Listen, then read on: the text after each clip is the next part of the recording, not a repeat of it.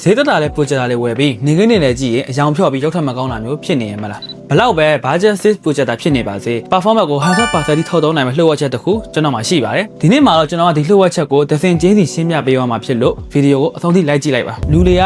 projector ဝယ်ပြီးရင်အုံနေအဖြူဒါမှမဟုတ်ရိုးရိုးစခွင်ပေါ်မှာပဲထိုးကြည့်တတ်ကြအများရဲ့ပြဿနာကဗမာသွားတက်လဲဆိုတော့ရိုးရိုးစခွင်တွေကပတ်ဝန်းကျင်ကလင်းရောင်ကိုစုပ်ယူပြီးပြန်ကန်ထုတ်ပေးလိုက်တဲ့တဘာဝရှိလို့ရုပ်ထွက်တွေကိုဝေဝါးသွားစေတယ်ဒီပြဿနာတွေကိုအပြေးနိုင်ဖြေရှင်းပေးနိုင်တာကတော့ AR စခွင်ပါပဲ Ambient Light Adjusting ဆိုတဲ့နာမည်တိုင်းပဲဒီကောက်ရဲ့လှုပ်ပုံကဘေးကလာတဲ့အလင်းရောင်မီးရောင်တွေကိုဖယ်ရှားပစ်ပြီး projector ကလာတဲ့အလင်းကိုပဲတစ်မျက်လုံးစီကိုထုတ်လုပ်ပေးတာဖြစ်လို့အရန်မိုက်ပါတယ်လက်မတရားအရွယ်သားရှိတဲ့ AR စခွင်တော့တုံးမယ်ဆိုရင်နင်းဘက်မီးလေးနေတဲ့အခန်းမှာတော့ AC ချေလို့ရတယ်အကြောင်းထွက်ကလည်းဆိုပြပြီးအမဲရောင်ကိုပိုနှက်မောင်စေပါတယ်ရုပ်ရှင်ုံလေးရလို့ခံစားချက်မျိုးကိုအိမ်မှာတင်အပြည့်အဝရရှိမှာဖြစ်ပါတယ်ဆိုတော့က projector ကောင်းကောင်းရှိအောင်လည်းမလုံလောက်ပါဘူးဘလို့စခွင်မျိုးရွေးချယ်ရမလဲဆိုတာလည်းရေးကြည့်ရဆိုတာသိလောက်ပြီးထင်ပါတယ်ကို့အခန်းကျန်နဲ့ဘလို့ projector ဘလို့စခွင်မျိုးကိုရွေးချယ်ရမလဲဆိုတာဝေခွဲမရဖြစ်နေတော့ comment မှာဝင်အောင်ဆွေးနွေးသွားနိုင်ပါတယ်ခင်ဗျာဒီလိုဘ ഹു တုဒရစရာတွေကိုဆက်လက်စောင့်ကြည့်ပါဖို့အတွက်ကျွန်တော်တို့အကောင့်လေးကို follow ထားဖို့လည်းမမေ့ပါနဲ့ခင်ဗျာကျေးဇူးတင်ပါတယ်ခင်ဗျာ